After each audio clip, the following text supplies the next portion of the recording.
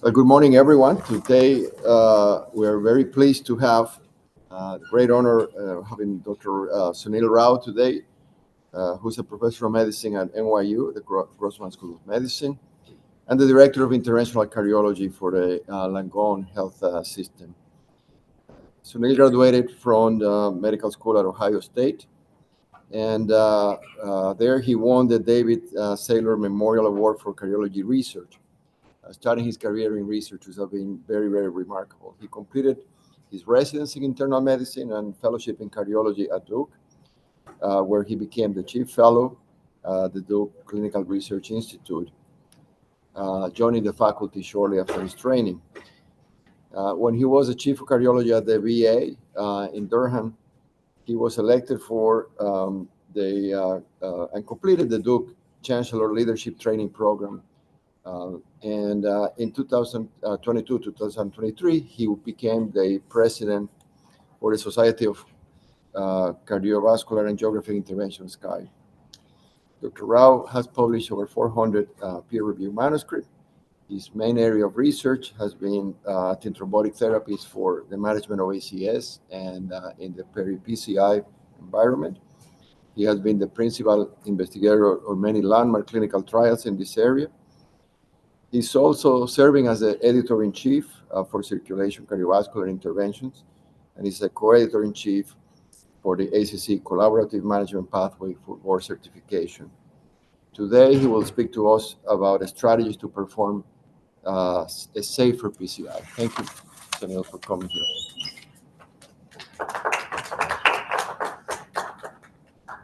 Thanks so much for the invitation. You know, I'm still relatively new to New York City, so it's really wonderful to be able to get out and see different places. I'm going to talk to you a little bit about a history lesson. And I think, when I look back over, after I finished training and joined the faculty at Duke, and I realized to my horror that it was 21 years ago. And you kind of forget that time flies so quickly and things change so quickly. So some of this, for many of you who are trainees, may seem kind of routine, but what I'm going to try and do is give you some historical context of what we were dealing with 20 years ago in the cath lab, and how we and other people that we've collaborated with really around the world have worked to try to make this a safer and more efficient procedure and more patient-centric. I don't have any disclosures related to this talk, and any opinions that I express are not the official positions of any of these organizations.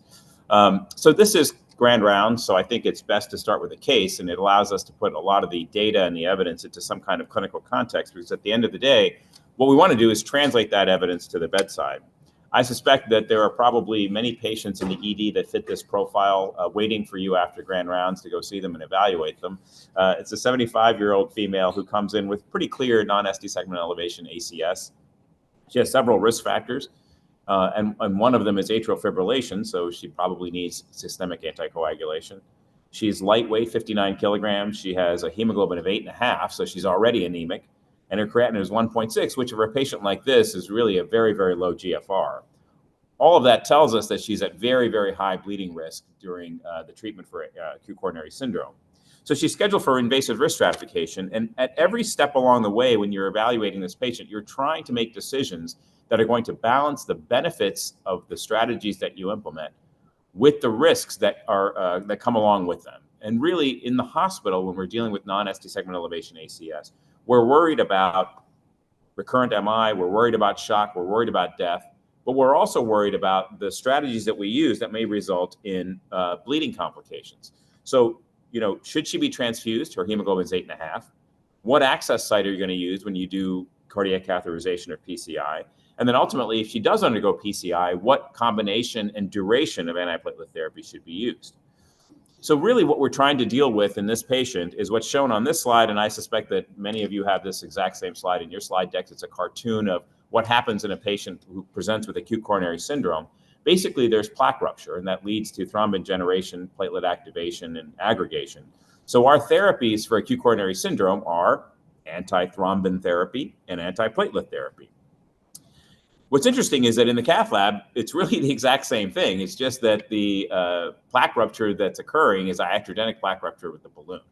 So our therapies that are used upstream really have to be translatable into the cath lab, because that makes for more efficient care. We don't have to keep changing therapies.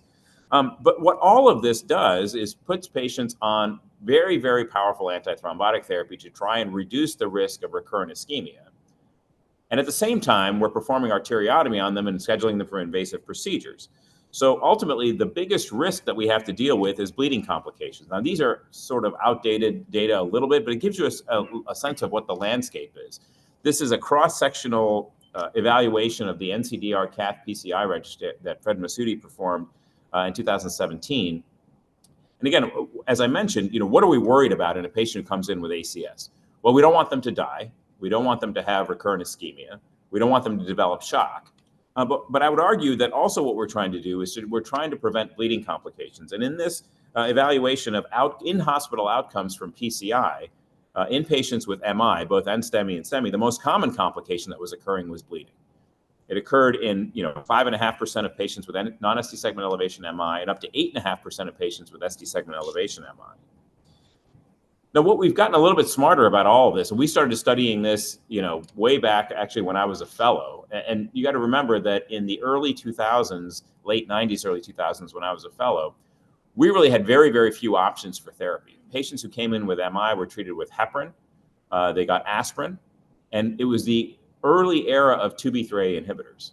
And I remember very clearly, I was an intern on the cardiology service. And I don't know if many of you know this, but Durham, North Carolina has a blues festival every year. And it's a pretty well-known blues festival. I mean, Muddy Waters has played there. And I was taking care of a patient who was a blues guitarist.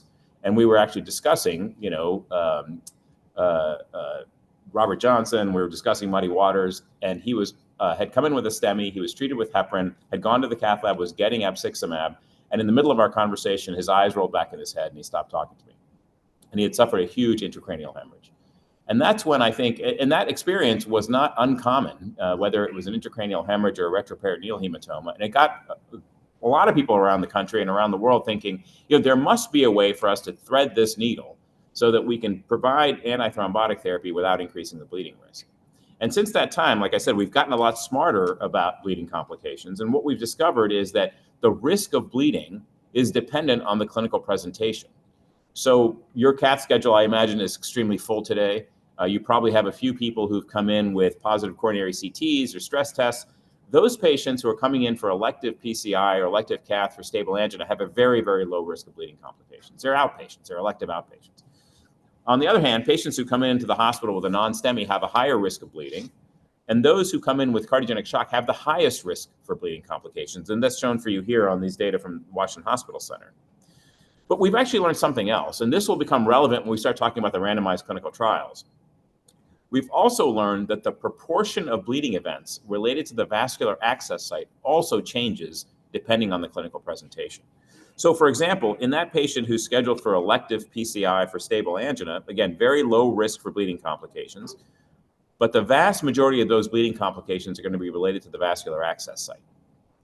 On the other hand, if you look at patients with non-ST segment elevation ACS, double the risk of bleeding compared with stable angina, and the proportion interestingly switches.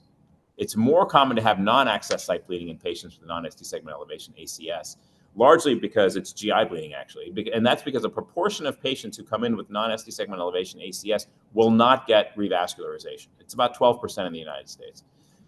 It's about 30% in the United States, 12% go on to bypass surgery. And then finally, if you have someone who comes in with ST segment elevation MI, they have the highest risk for bleeding, and the vast majority of those bleeding complications are related to the vascular access site because they all go to the cath lab and they all get PCI. Now, the reason I want you to keep this in mind is that when we start talking about the randomized trials, the hypothesis is if you have a vascular access site strategy that reduces bleeding risk, it's going to have the biggest effect in the patients who are at highest risk for bleeding and who have the highest proportion of bleeding related to the vascular access site, and that's the STEMI patients. So we'll talk about that when we start talking about radial access. This is a very old study now. I mean, I was looking at this slide yesterday, and I thought 2005, wow, that would be akin to someone showing a slide from the 1980s when I was in training, which is really kind of amazing when you think about it.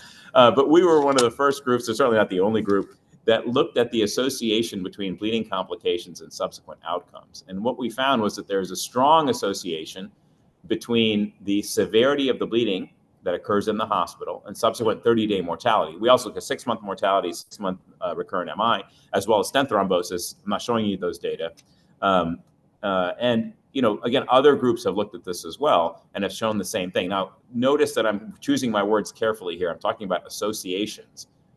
The question is this directly causal or not? And we'll talk a little bit about that. But I think, what these papers and other papers have shown is that as you start developing new antithrombotic strategies, so for example, the factor 11 inhibitors that are undergoing phase 3 trials right now, this is really the landscape. If you're worried just about the thrombosis and you're not worried about the bleeding, you're really just treating half of the patient. And that's true whether you're talking about ACS, AFib, stroke. All of the new paradigms now are trying to balance a reduction in ischemic events with a reduction in bleeding complications. So again, let's talk about mechanisms. I mean, if you want to reduce this bleeding risk, it's important to talk about mechanisms because then you can start targeting your strategy. So, why would bleeding complications be associated with increased mortality? Well, a lot of this is observational, right? So it could be confounding. I mean, maybe bleeding is just a marker of a sicker patient, not necessarily a mediator of outcomes. We don't really randomize patients to bleeding versus no bleeding. Although there was a study that did that. Anyone familiar with the FEAST trial? I encourage you to look this up. It was published in JAMA. The hypothesis around that randomized trial was that patients who have symptomatic peripheral artery disease have that because they have, quote, iron overload. And so patients were actually randomized to gradual phlebotomy over the course of 6 months. May not surprise you to know it didn't work. But in any case, we're not really talking about randomizing patients to bleeding. Now, severe bleeding, thank God we don't see that anymore, right? I mean, my patient back when I was in training who had an intracranial hemorrhage, it's very unusual to see that with parenteral antithrombotic therapy now. But you can imagine that if you have an intracranial hemorrhage or a severe retroperitoneal bleed and you go into shock, yeah, I mean, that's probably directly causal. What we're seeing mostly now is minor bleeding, right? Bruising, maybe some access site bleeding, maybe it's some kind of GI bleeding that leads to an endoscopy. And I'm sorry, the reference doesn't come up here, but my former colleague, Tracy Wong, who's now the chief medical officer for PCORI, had a very, very nice paper in the mid-2000s showing that patients who have an in-hospital bleeding event, even a mild bleeding event, are less likely to be discharged on evidence-based therapies, including dual antiplatelet therapy. And when she followed those patients for a year, those who were still alive were still less likely to be on dual antiplatelet therapy, which may explain this association with ischemic events. So if we think about those as the mechanisms, what are the strategies we can use? Well, there's blood transfusion. I mean, when I was in medical school, I always learned that, you can't transfuse myocardium, but you can always transfuse blood. So who cares about the bleeding? I'll take a brief detour into blood transfusion. I have a sort of a weird interest in transfusion biology as a cardiologist. But really what we need to do is think about prevention, because preventing bleeding may be the best way to do that. So let's talk about blood transfusion. I got interested in this when I was a fellow. We were looking at Medicare managed care, and we were wondering if the reason that Medicare managed care had such great outcomes was because they were cherry picking their patients. Kind of a strange study, but and I spent 6 months loading data into a computer to try and analyze this. And we looked at claims for these healthy community-dwelling Medicare recipients. The number one procedure they were being billed for was blood transfusion. And we thought, well, that's a little bizarre. Like, why are so many patients getting transfused? And right around that same time, the TRICK trial had come out, and you all are familiar with the TRICK trial. It was a randomized trial in ICU patients, randomizing them to maintain a hemoglobin of 7 versus 9, showed no difference. So now, of course, in the ICUs in a patient who's stable, you don't aggressively transfuse them. But we were wondering about this in cardiology. And it turns out that what I learned was you have to maintain the hemoglobin at 10 in a patient who has ischemic heart disease. Anyone know where that comes from? So it actually comes from a study done at Duke in I think it was the late 1940s, 1950s. Now, I don't think you can do this study anymore, but what Gene Stead and Jim Warren did, Gene Stead was the chief of cardiology. Jim Warren eventually became the chair of medicine at Ohio State. They took medical students and gradually bled them down. I don't even think they got consent. And what they did was they put PA catheters in them, and they found that if the hemoglobin drops below 10, I mean, think about how much they bled them down, right? They found that the cardiac output spiked, and they said, okay, well, that's a maladaptive response. And so you have to maintain the hemoglobin at 10. And since then, it's just sort of been handed down as folklore that you have to do that. Well, we were curious about this. We did a pilot trial at the Durham VA, randomizing patients with ACS to a hemoglobin of 8 versus 10. We found that if you maintained 10, they had a higher risk for recurrent ischemia and heart failure. Jeff Carson in New Jersey had done a separate pilot randomized study in 110 patients and found exactly the opposite. So he was kind enough to let us collaborate with him, and we were successful in getting funding for the MINT trial, which is 3,500 patients randomized with MI, STEMI or NSTEMI, randomized to maintain a hemoglobin of 8 versus 10. This was a very, very challenging randomized trial to do for a couple of reasons. Number one is that the average length of stay for an MI patient is 2 days. So nobody stays in the hospital long enough to get anemic anymore. And so the patients who were randomized in this study were very elderly. They had a lot of comorbid conditions, cancer, renal failure. I mean, something made them anemic. And all of that was allowed in this study. And we conducted this during COVID. But thank goodness that I think Montefiore was actually a great site in this trial, if I remember correctly. And, we were able to complete it. And we looked at the primary endpoint of 30-day death or recurrent MI. Interestingly, we were not able to show a significant difference. The p-value here is 0.06, so we just missed it. So we don't really know what the right answer is for blood transfusion. It doesn't seem to be certainly an insurance policy against bleeding. There are a variety of different analyses that are ongoing now to see if we can target which patients benefit from what. But it has been extremely challenging to try and figure that out. So blood transfusion is kind of not, you can't just have that in your back pocket and say, oh gosh, if this patient bleeds, it's okay, I'm just going to give them a bunch of blood. So really the best thing to do is to try and prevent bleeding complications. And so how do you do that? Well, I would argue that the most effective way to do that in ACS patients is really to reduce access site bleeding. And I will argue over the next few minutes that the best way to do that and what the randomized trials support is radial access. I got interested in this because, again, I was interested in bleeding complications. And whenever I would present on that, someone in the back of the audience would raise their hand and say, if you're so interested in reducing bleeding, do you do radial access? And I trained in 2003, 2004. It was all femoral back then. So I'd say, I actually don't do that. And I remember very clearly, I finished my fellowship on a Friday. I got the weekend off, and then I was on call on Monday. And the third MI that came in that night was an 81-year-old lady with an inferior STEMI who had an occluded aorta that we discovered because we couldn't get up either leg. And the fellow that was with me is Frank Zadar. He's down in Austin now. And I looked at Frank and I said, oh my God, we're going to have to do this case from the wrist. And he said, I've only done 3 of these. I said, I've only done 2. But we got through it. And that's when I said, okay, I'm going to start doing, radial at least once a day to get familiar with it and get proficient. But what we also discovered was that there really wasn't a large body of data to support it. There were a lot of single center series. It was kind of scattered through the United States. So some people were doing it, some people weren't. So we got interested in trying to study this in a little bit more of a formal fashion. So the first thing that we did was we looked at the American College of Cardiology registry, 600,000 procedures. And what we found was that there was a strong association between the use of radial access compared with femoral access and a reduction in bleeding or vascular complications. It was about a 60% reduction without a sacrifice in procedure success.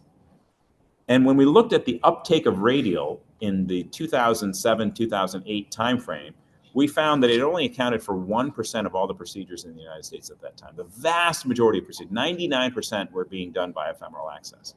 And the overwhelming number of centers were doing 0% radial access. Again, it was sort of scattered through the United States, Ron Caputo in Syracuse, Tiff Mann in Raleigh, and Gilchrist in Penn State. And something interesting happened around that same time, which was that the rival trial was being conducted. And this was being conducted by Sanjit Jolly at McMaster. And it was a sub-randomization within the current OASIS 7 trial. It's not important that you know that, but that was a randomized trial comparing different clopidogrel doses and aspirin doses.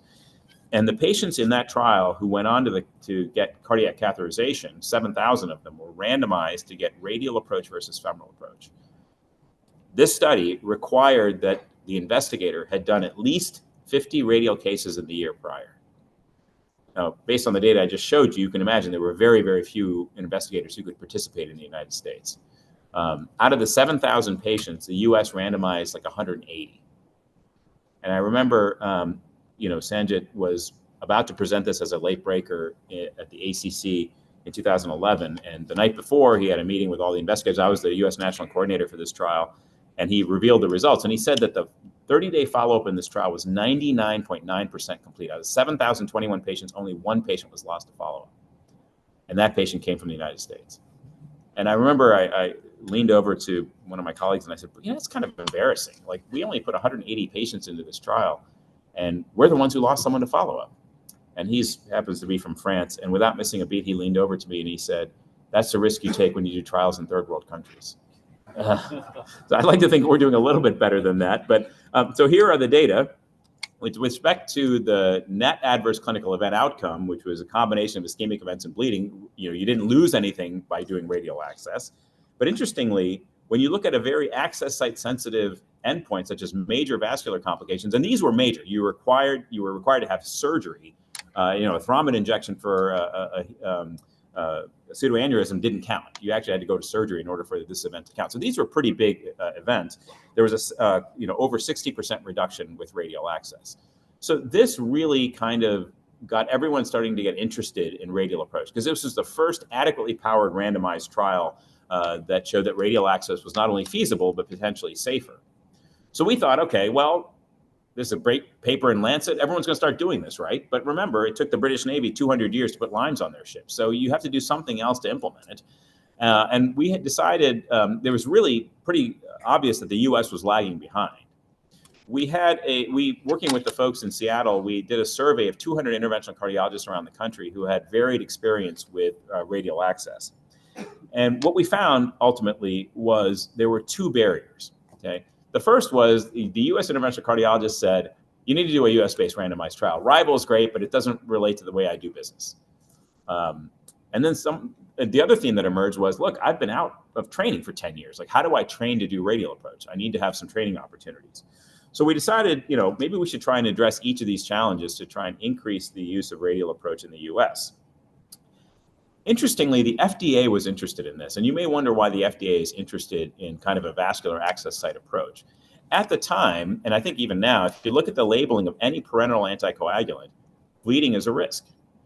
So the FDA thought, well, if we can have physicians adopt a vascular access site strategy, maybe that can inform the labeling of some of these antithrombotics.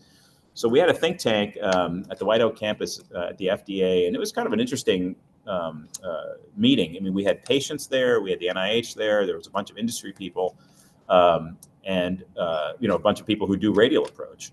And again, the outcome of that meeting was exactly the same as that survey. Everyone said, you got to do a US-based randomized trial. Well, how hard can that be? Well, it turns out it's harder than you think. And the reason is that there are three big challenges. The first is randomization, okay?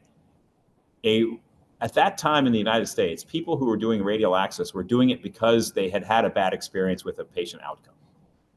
They may be unwilling to randomize a patient to femoral approach. And then you've got a US operator who's never done radial. They're very comfortable doing femoral approach. Well, they are unable to randomize to radial because they're just not proficient with it.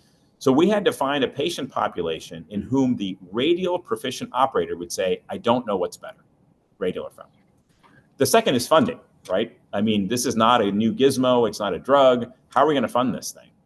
So we needed a very, very pragmatic approach to make this trial relatively affordable.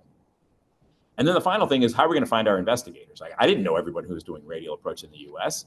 And we've all filled out site surveys for randomized trials. We lie on all of those things, right? Because it's about recall bias. At that time, we used to have a joke in the radial community that if you ask if you ask a patient how much alcohol they drink, the rubric is you just double what they tell you, right?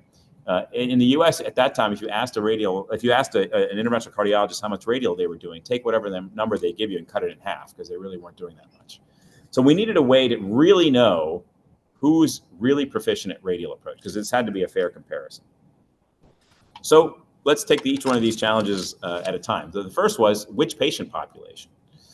So it's interesting, every analysis of bleeding risk that's ever been done has shown that women are at higher risk for bleeding complications than men. They're also significantly underrepresented in all randomized trials. And with respect to vascular access, they present a unique challenge. They do have higher bleeding risk. Radial approach is underused, and they have smaller radial arteries. So there's potentially a higher failure rate. So when we did an informal survey of people who were doing radial access, and we said, if we randomized women to radial versus femoral, we had a co-primary endpoint of bleeding risk or having to bail to femoral access, can you honestly say that you know what's better? And everyone said, no, I don't know. So we decided we're going to randomize women to radial versus femoral approach. All right, what about the second challenge? How are we going to make this a lot cheaper? Well, my research mentor at the time, Bob Harrington, who's now the dean at Cornell, had gotten funding from the NIH to embed randomization into the American College of Cardiology registry. So now we've got this registry-based randomized trial platform. So data collection is already being done. It's automatic, right? These sites are already participating, so you don't have to pay for that. And so almost 60% of the kind of data that we needed for the trial was already in the registry, so we don't need to add anything. And then the sort of CDISC and Part 11 compliance is really about whether or not you want to do investigative drugs or devices. So this is a platform for a cheaper trial. And when we presented this, we got a lot of industry folks that were very interested in this as well. What about site identification? Well, now that we had this idea of embedding this within the registry, we could use the registry to find out who's doing radial access. And I'm actually showing you the actual data output here. I apologize if you're red-green colorblind. But what we asked the registry was, who in the United States is doing at least 20% radial approach? And these are the data. So we approached the first 60 sites on this graph and invited them to participate in this randomized trial. I think 3 of the sites had never participated in research before, and they all agreed. So this is how this process works in terms of embedded randomization. So you still have to get IRB approval, you still have to consent the patients, and then you randomize that patient. Now, all of the data, the demographics, the medical history, the procedural data, these sites are collecting that as part of the NCDR anyway. It's just part of their normal workflow. So that goes into the registry. The funding from the NIH created a back office software that auto-populated a clinical trial case report form. So when the study coordinator went to fill in the data, 60% or 70% of it was already done. And remember, what you pay for in trials is time, so that reduced the time for the study coordinator. We had a few unique pages for the trial, data that we wanted to capture that wasn't in the registry, like radial artery occlusion, some quality of life measures, and that created the analytic database. We had one site that didn't participate in the registry, and hats off to them. They filled out all 200 pages for each patient on their own. And this is what led to the Safe PCI for Women trial. This was the first randomized trial in interventional cardiology performed solely in women. And we randomized 1,800 women to radial versus femoral access with a primary efficacy endpoint of bleeding and a primary feasibility endpoint of access site crossover. And this is what the data showed. We found that radial approach does, in fact, reduce bleeding complications significantly by 70%. At the expense of a 6% crossover you have to bail out, largely because of radial artery spasm. What's interesting is that when I presented these data as a late breaker at TCT, that was the first time you could actually use the software to comment during the presentation if you were in the audience. And what they would do is they had 2 screens behind you as a presenter where they were showing the comments. So you didn't know what they were saying, but everyone in the audience kind of smirking. You're like, I wonder what they're saying about me. But and I remember one of the comments was, the access site crossover would not have been as high if this trial was done in Europe because the American cardiologists don't know how to do radial approach. And interestingly, the 6% crossover is less than the crossover rate in the rival trial. So if anything, maybe we're doing a little bit better. I think we were able to show that radial approach certainly is safer than femoral access. But for the clinical trials in the audience, what was really interesting is that we were able to do this 1,800 patient randomized trial with 30-day clinically adjudicated endpoints for only $5 million. And we know that in most trials, 80% of your patients come from 20% of your sites. Some sites never enroll a patient. In this trial, we sort of turned that on its head. 96% of the sites enrolled at least 1 patient, and 71% of the sites enrolled at least 10 patients. Now, where did we get the $5 million from? Well, we got 5 companies, each to put in a little bit of money, and none of them actually had any products in the radial space except for Terumo. The other companies just kind of thought this was a crazy idea and wanted to see if it worked. And the FDA Office of Women's Health had $100,000 that they could spend on research. But by federal law, they couldn't give us all of it. So they gave us $99,999. So this was done in collaboration with the FDA. This is certainly not the only randomized trial. I mean, there have been plenty. And these are all trials that included the patients with ST segment elevation MI. Now, remember what I told you at the beginning. If you're going to have an access site approach like radial approach that's going to have an effect, it's going to have the biggest effect in the STEMI population. That's exactly what's shown here. In these trials, radial approach not only reduced bleeding complications, but it reduced mortality in patients undergoing primary PCI compared with femoral approach.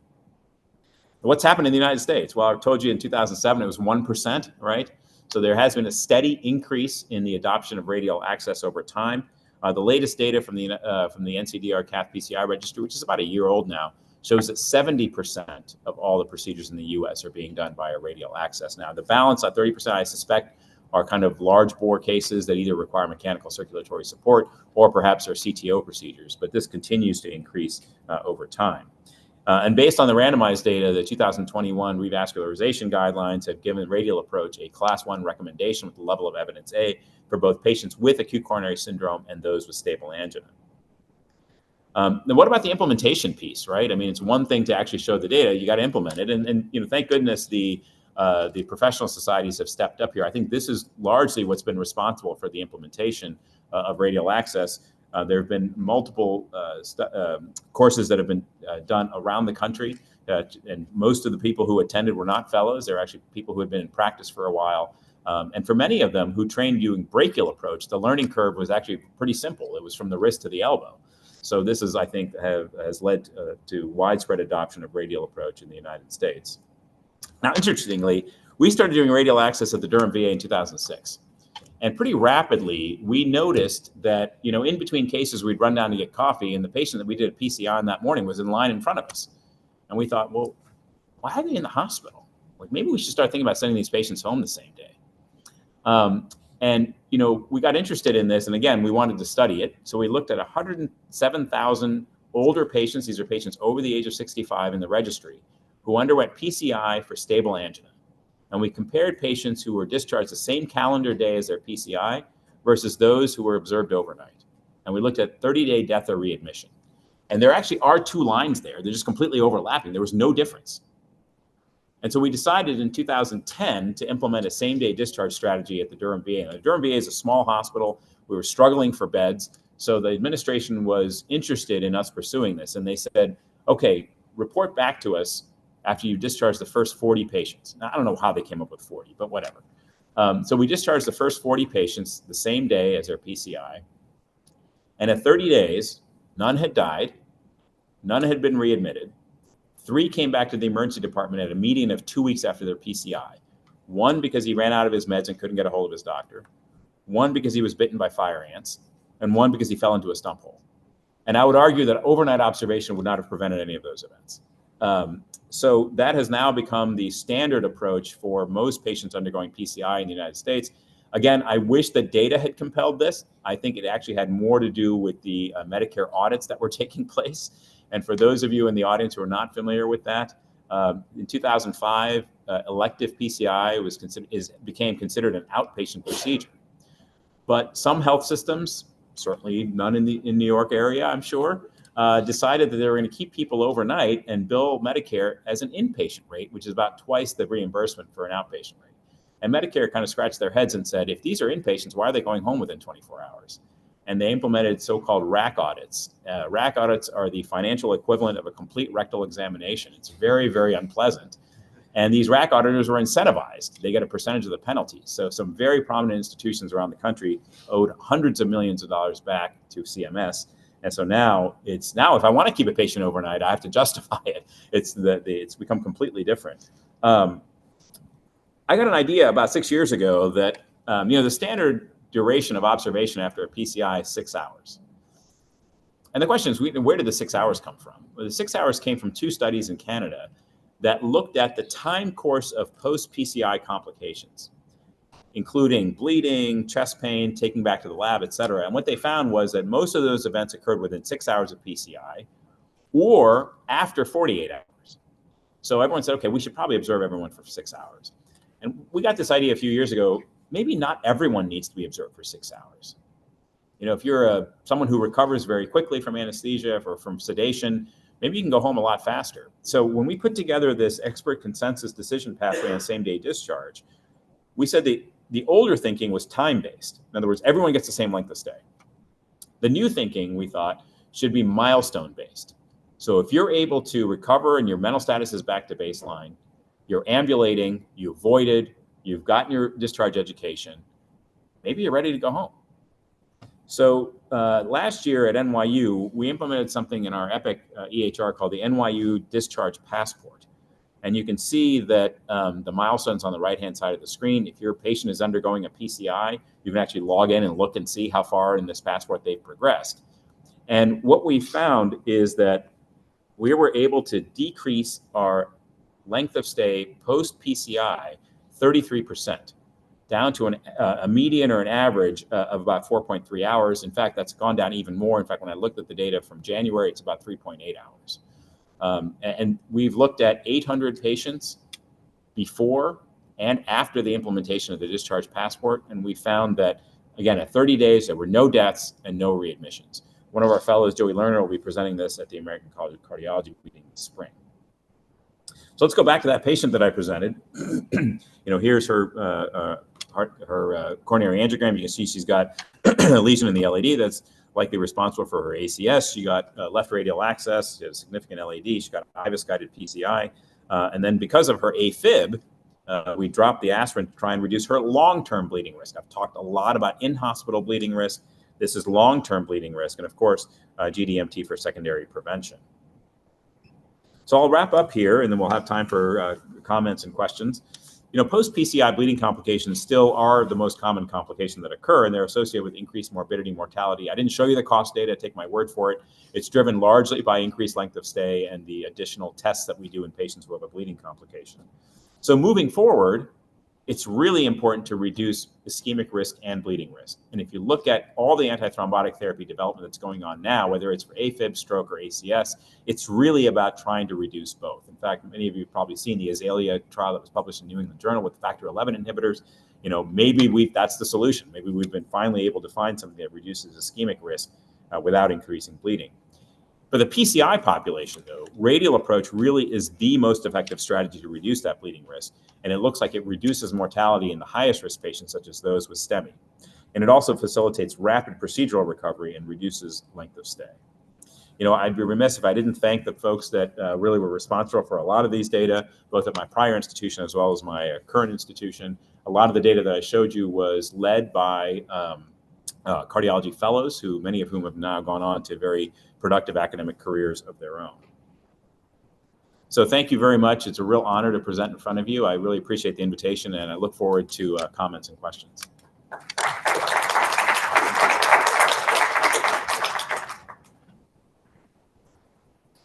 Well, thank you very much. I do have to agree with you that both Medicare and rectal exams are quite unpleasant experiences. You didn't touch on a particular subset of patients, which are the STEMI patients. And, mid-2010s, I think there were a couple trials that demonstrated that it was actually safer to do in that cohort. But the question I have in these trials, what is the actual percentage of patients that don't get randomized, that are excluded? And how do you account for that, for the selection bias? Yeah. Now, thanks very much. I mean, that's a really important comment. And I think it's true for all clinical trials where there is this denominator that oftentimes we don't know, right, is who's getting randomized. And one could argue this is one of the biggest challenges with the mechanical circulatory support trials, which is that, the very high-risk patients in whom you don't have equipoise are just not getting into the study. So, a lot of these STEMI trials say, well, we didn't exclude shock, but the reality is no shock patients getting randomized in these trials, right? So you're right. I mean, there is going to be a subset of patients in whom radial access is simply not feasible, which is why I think the field has not gone towards a radial only, but kind of a radial first strategy. This is, you try radial approach if you can. In fact, when we released a transradial best practices document through SCAI, and we provided some guidance on, when should you really think about bailing out to femoral access, especially in the STEMI patient where, the door to balloon time is so important. And we came up with these kind of time benchmarks. If it's taking you longer than 3 minutes to get access, just go to femoral approach. If it's taking you longer than 5 minutes to get the guide catheter in place, maybe you should bail the femoral approach. So you're right. I think that's a really important point. I will say, though, at least the observational data suggests that there's even a benefit in the patient with cardiogenic shock. Those patients, oftentimes you have to use ultrasound to get access in. So going back to your case example, that was a patient that came in atrial fibrillation, I recall. So that's someone that's going to be on triple therapy for a while, at greater risk. what is the actual difference in that particular subgroup? Yeah, in terms of the bleeding complications, yeah, it's fairly substantial. I mean, if you look at the randomized trials that have looked at triple therapy versus, sort of a DOAC plus P2Y12 strategy, I mean, the bleeding reduction in terms of relative risk is substantial. It's over 50%. I think the biggest question that we're facing now is how long do you need to treat them with triple therapy? And I think if you surveyed, 100 interventional cardiologists, you probably get 200 opinions. I think a lot of it is dependent on how risky or complex the PCI was. So if you have someone who's gotten a left main PCI, are you really comfortable dropping the aspirin right away? Some of us would probably say, let's treat it with triple therapy for a couple of weeks, maybe for a month. There's an interesting analysis that John Alexander at Duke did from the Augustus trial that showed that maybe 2 weeks of triple therapy is ideal to try and reduce that risk of stent thrombosis. There is a trial, actually, I think it's going to either be presented at ACC or ESC, looking at that specific question, which is how long should we treat with triple therapy in patients who've undergone PCI before dropping down to dual therapy. So it'll be interesting to see what that shows. Thank you for the great talk. A question in regards to femoral access. Yeah. Do you think that if we were to do a study now, compared to the studies that were done before, we would still see this striking difference? Because the technology has evolved. Yeah. Right now we're using microcatheters, we're using ultrasound. Yeah. The actual sheets are different. The closing devices are different. Yeah. So, and we're using more femoral access for large bore right now with structural. So do you think that this would still hold through? I do. In fact, I think the difference would be narrowed. Now, would it be completely eliminated? I mean, it's an interesting hypothesis. I do think the difference would be significantly narrowed. I think the use of ultrasound for femoral access really is very evidence-based. That's been one of our big QI projects at NYU, is to try and encourage for whenever you're using femoral access to use ultrasound guidance. It's a quality metric actually in the ICU for venous access, right? So I think it should be something that we should be doing in the cath lab. We encouraged ultrasound guidance in the SAFE PCI trial. And when we looked at it, sort of best femoral practice versus radial approach, we were not able to show a difference. Now, again, it's underpowered, it's a subgroup, but it's an intriguing kind of finding. And I think in the era where the interventional cardiologist is going to have to learn how to do large bore access, which just simply is not feasible from radial approach, good femoral access skills are going to be increasingly important. And I think to your point, it's about learning to use micropuncture. It's about learning to use ultrasound. And, I was sort of an anti-closure device person for a long time because the data were so poor, it's largely observational. But I do think that some of that was driven by the fact that, again, we talked about denominators. Many of the patients who don't get into those observational studies are patients in whom they just have too low of a stick or too high of a stick. So if you get a really good stick in the common femoral artery, I'm pretty convinced now that closure devices do, in fact, reduce bleeding risk. So I think that's part of the contemporary training of the modern interventional cardiologist is to learn those skills. I have an interesting question here from Aldo Chenon, one of our non-invasive cardiologists here. And thank you for the talk on an important topic. In addition to the milestones that you use at the time of discharge, do you have any system in place for this patient to be seen sooner in the outpatient setting? Yeah, it's a great question.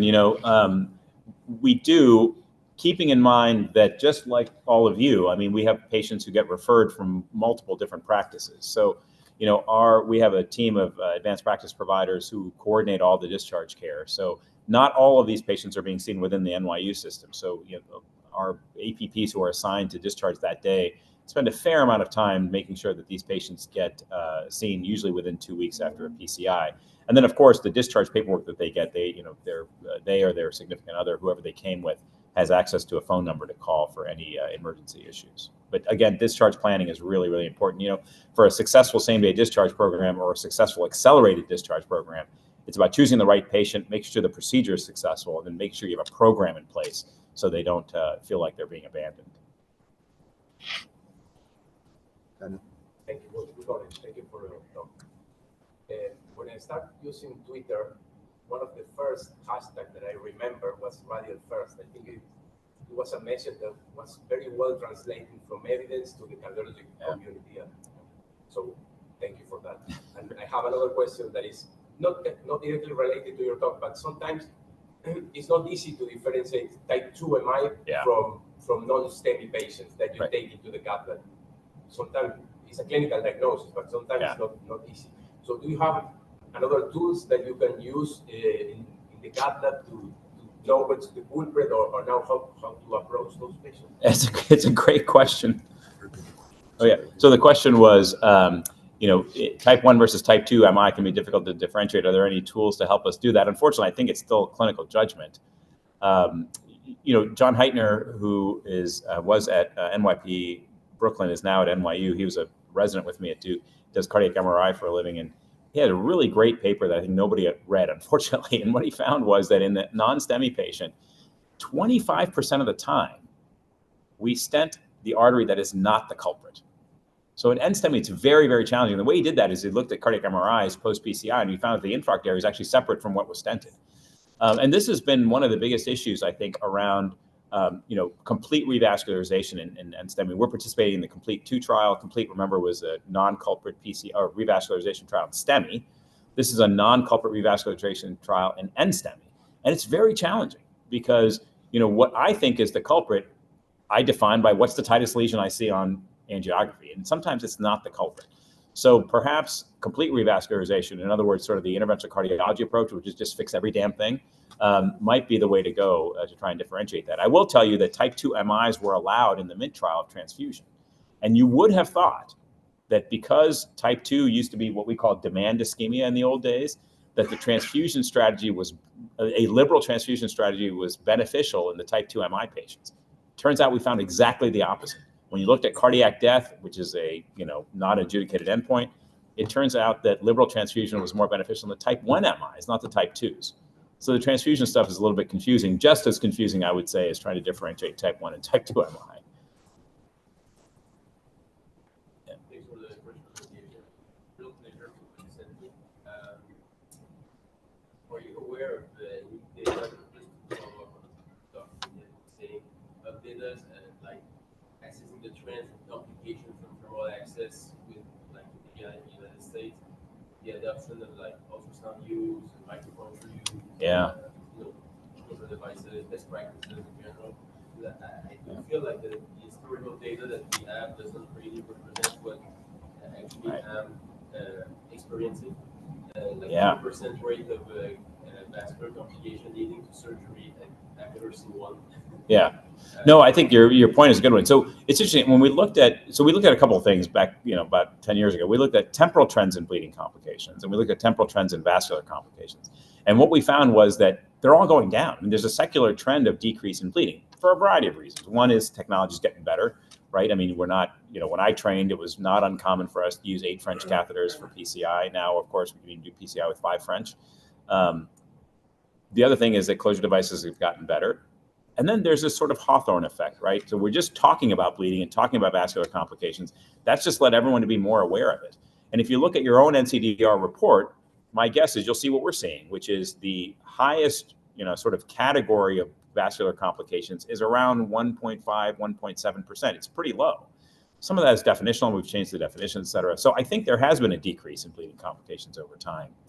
The challenge has been trying to figure out, what is it exactly due to? Because some of these things that are technology related, like ultrasound guidance, those things just aren't captured in the registry. So we have to assume that that's what's driving a lot of it. But I think overall it's a good thing. It's just been a good secular trend towards a decrease in these kinds of complications. We still see it with large bore. I mean, it's pretty. It's not uncommon for an Impella patient, for example, to have some issues with their leg, and that's even what the randomized trial showed, right? So that's another area that I think we have to continue to improve on. So I think that Dr. Latif, unfortunately, who's not here present, but is watching has a question or a comment. Hey, Sunil. Good to see you. And I'm sorry I couldn't be there in person. I'm off. Hello, can you hear me? I can hear him. You can? No, we can hear him. Why you quickly? I have a question. Yeah. Hold on, Asim. We still can hear you. Hold on. We are very intrigued by the same-day discharge from the EP department. We try to change, but unfortunately, the patient education type of patient is key here. So have you identified like a profile of the patient or patient characteristics? Because for us here, the average is some patients live alone, high BMI, respiratory problems. All of these are basically a no-go for same-day discharge. So do you have like a clinical characteristic of the patient that you say this patient can go and this patient cannot, or you do this based on an individual basis? Yeah, it's a great question. You know, we tried to use large data sets to define this, and we weren't able to. And I think it's largely because of, you know, unmeasured characteristics that people are using to select the patients. Our approach has been that everyone qualifies for this milestone pathway unless the patient themselves doesn't want to do it. And what we found is that, interestingly enough, it's not the patients that don't want to go. It's their spouse that doesn't want them to go home the same day, you know? And so I don't know if it's because they want to break for a night or if they just like, you know, I'm worried about this, but that's been the patients that we found that sort of we drop out of the pathway are the ones who just say, you know, I'd rather just spend the night because I feel more comfortable doing that. But otherwise, you know, we haven't been able to identify specifically sort of on a protocol basis who should be selected for that.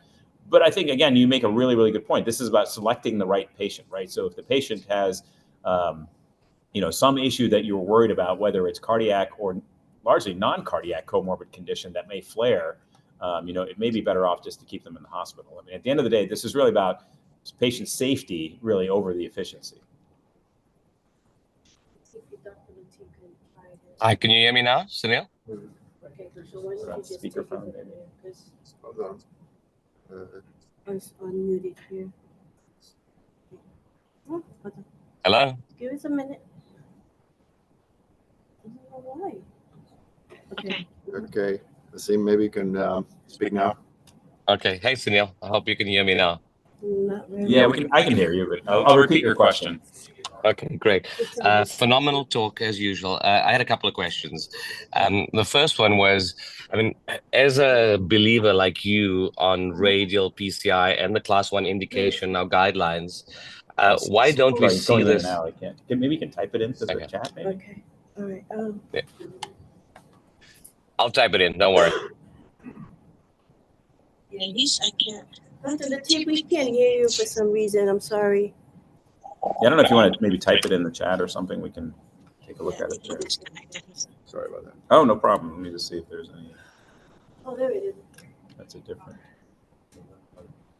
Okay, That's the same. oh, that's Yeah, it's the same question. But I'll leave it up. But yeah. One thing that we don't have standardized here is type 1 end studies, when to load the second Y12. Yeah.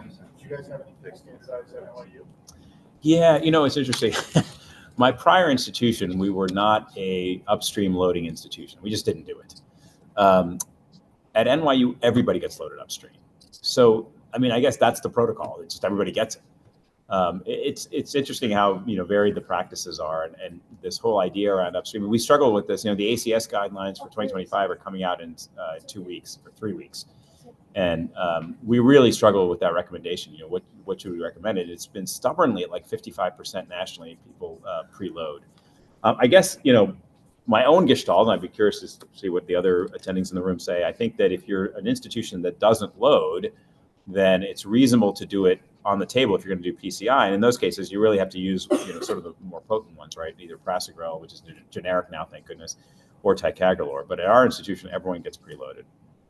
The guidelines are going to be global, STEMI, non-STEMI, like the European, no? Yeah, exactly. Yeah. Should radial PCI be a quality metric in NCDR? That's a very provocative question. You know, so I'll give you my my personal opinion, and with the context that I have been a radial evangelist for the past 15 years, I actually don't think so. And the reason is that, you know, these registries simply are not sophisticated enough to figure out why someone didn't get radial approach. Maybe you tried. Remember, the access site that's captured in the registry is the successful access site. So just because a patient gets femoral, that doesn't mean that someone's a criminal. It just means that maybe they tried, maybe there wasn't an issue, maybe they just aren't proficient with it yet. I do think, though, that there should be a quality metric around processes and structure for bleeding. So, you know, I would love to see the NCDR get more data on whether there's ultrasound use, whether there's micropuncture use. Those kinds of things I think would be very interesting. The last time the data collection form was updated was in 2018. So it's been quite a while. I think they need to do it again. The other question is, any thoughts on reducing radial complications such as pseudoaneurysms, radial artery occlusions? Since many centers do radial 80%, how do we maintain training of femoral access? So that's a great question. So I'll take that last question first. And I think I just want to reiterate that I think it's really, really important for contemporary training to include good femoral access. I suspect that you have a mix of operators in your lab, just like we do. We have 16 interventionalists in Manhattan. About 12 of them are routine radial first operators. 4 of them are not. So our fellows do get some exposure to femoral access. And then, of course, those of you who are undertaking structural training will get a lot of that because of structural heart procedures. And then now I think it's important for everyone to become proficient with mechanical circulatory support. Is it overused? That's a separate conversation, but I think it's really important to learn how to do that. So I think there is a way to train people to do femoral approach and do it correctly. With respect to reducing radial complications, yeah, I mean, this is a big issue, right? I mean, now that we're doing a lot more radial access, we do have to try and reduce radial complications. Many of the radial complications, thank goodness, are kind of minor complications that don't have sequelae. But for reducing radial artery occlusion, making sure you use adequate anticoagulation, 3,000 units of heparin is not enough. We know that based on randomized data. You got to use at least 5,000. Making sure you do non-occlusive hemostasis and train your fellows and your APPs to do that if they're the ones who are putting the hemostasis devices on. Pseudoaneurysms are oftentimes a reflection of that hemostasis process. So, again, we've protocolized how we do that in all of our APPs. We have 16 APPs that work in the cath lab. They are all very well trained to put these hemostasis devices on. But maybe that's the next era of radial approaches to try and reduce these complications to almost zero. And lastly, why are we still doing triple therapy? Shouldn't the next phase compare dual antithrombotic therapy versus triple? Yeah, actually, I think that's right. And my understanding is that there are a couple of trials that are studying this kind of triple therapy versus dual therapy from the get-go. And I think they're either going to be released at ACC or ESC this year. Marco Valgimilli is doing a big study. So I think that your question is a great one. I think that's the one that's going to be studied in the next set of randomized trials in this area. Yep. Yeah, regarding early discharge, milestones, stable patients, we did go earlier discharge, stable patients, high-risk patients, that were trained in Europe. The guidelines are monitoring patients in 48 hours after stay. We looked at the data in the center where I trained in Canada and earlier discharge, not associated with worse outcomes. And later discharge. It's a great question. Patients that being discharged later were actually more sick, so their outcomes were worse. Yeah. It's a great question. So I'll address the STEMI thing first. So, we looked at this in the NCDR, I want to say 2016 or 17. And we did find that there was kind of this U-shaped relationship between discharge time and outcome. So 48 hours seemed kind of like the sweet spot in the STEMI patients. I think that's probably still going to be the case. The bigger question in my mind is the end-STEMI patient, because now with high sensitivity troponin, you can sneeze and have an elevated high sensitivity troponin and you get a cardiology consult, right? So we're seeing a lot of these patients who have low-level troponins. And remember, with high sensitivity, a troponin of 3,000, I mean, for those of us who trained in the CKMB era, we wouldn't have even picked that up back in the old days, but everyone kind of freaks out about it. So we're very, very interested in this question. And Joey Lerner is one of our fellows, has a paper that's under review right now looking at same-day discharge in the low-risk end-STEMI patient, and she just got an analysis approved in the ACC database to look at the same thing, which is the prevalence and outcomes of same-day discharge in the non-STEMI patient. I can tell you from, purely anecdotally, I'm sure you're doing it too. We're doing it. I mean, patients come in, let's say they came in last night with a low-level troponin, maybe a delta that's more than 12, so they're classified as an end-STEMI. They're on the cath board today, and we do it in the morning. They're going to be home by this evening. I can tell you that. And so, we're kind of doing it already, and maybe we shouldn't be doing it because we don't know the data, but at least from our own single center data, we've had no adverse outcomes in these patients who have very, very low risk end-STEMI. How do you determine if it's It's the traditional findings, right? So it's the EF, it's the troponin value, and it's their overall clinical status. Obviously, if it's a very, very high-risk case, left main bifurcation or something, those patients are staying. But otherwise, if it's a relatively straightforward PCI in a patient with a normal ejection fraction, Killip class 1 or 2, and a low-level troponin elevation, then they're going home the same day. Yeah. Thank you again, Sunil. Thank you. Great presentation. Thank you for coming, and you have some time with the fellows. Yeah, absolutely. Thanks so much.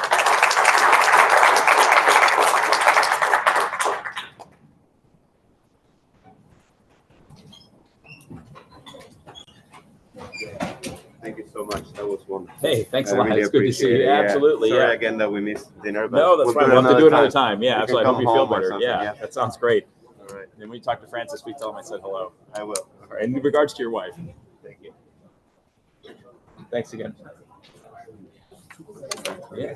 I don't want to take up more time, but in terms of contamination of the posting, you're usually calculate with score, things like that. How do you approach that? Is it based on the coronary region and whether they have a history of stent thrombosis? It's a great question. You know, honestly, our approach is pretty much like, are they tolerating it okay? And if so, we just continue. You don't follow the Pegasus trial, you just won't really to monotherapy? No, we don't do that. And we don't do, so there's popular genetics, which is the STEMI trial. We were doing the popular genetics at the VA where I was. Okay. VA has a huge pharmacogenetics program. So we were testing people when they came in.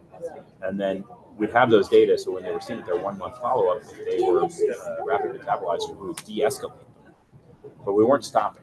Now the big question is, you know, if you do stop, what monotherapy should you use? Yeah. So I was talking to Roxana Moran at this meeting we had last week, and she's trying to get a big international coalition together to do a randomized trial. It's going to take like a lot of patients. I mean, to try and show that difference. I think it's an important study. I mean, we're still doing aspirin. Okay. But I Monotherapy, right. Monotherapy. But I really think that clopidogrel might be or cyclophosphamide. Right, because of the political resistance to the patients may have. Yeah, I mean, you know, I'm not a big believer in clinical resistance. I think it just hasn't been able to translate to clinical outcomes. I mean, I believe it exists, but in the guidelines we struggled with that, and so what we ended up doing was